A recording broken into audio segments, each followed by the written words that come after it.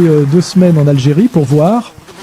Et c'est assez difficile d'en parler parce que c'est effectivement, vous savez que c'est un sujet très sensible pour les binationaux franco-algériens français qui souvent idéalisent leur pays d'origine, d'autant plus d'ailleurs qu'ils n'y vivent pas et qu'ils n'ont pas l'intention d'y vivre.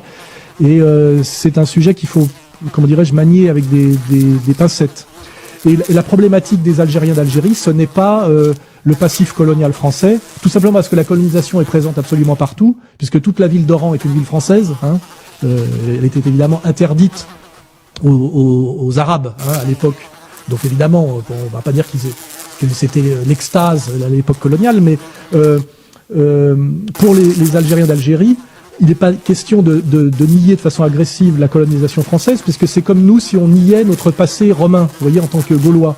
Ça a constitué, d'un point de vue de l'urbanisme, la totalité des villes comme Alger, Oran. Donc tout est encore écrit en français et tous les bâtiments sont français. Donc effectivement, les Algériens d'Algérie, sereinement et calmement, admettent effectivement qu'il y a une histoire qui est ce qu'elle est, qu'effectivement la colonisation leur a permis d'hériter de tout un urbanisme, les routes, les bâtiments, etc., de très bonne qualité, qui sont d'ailleurs plus ou moins squattés aujourd'hui. Je veux dire, les grandes villes algériennes ressemblent plutôt à la Havane de Cuba, c'est-à-dire qu'il y a beaucoup de choses délabrées et très mal entretenues. Ça c'est un vrai sujet.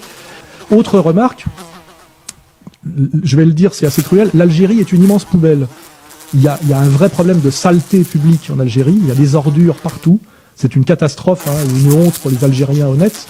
C'est un pays de chômage massif, mais caché par la vie peu chère, et aussi par l'armée pléthorique. Et quand on réfléchit à cette armée omniprésente, il y a des casernes partout, très peu modernes et très peu...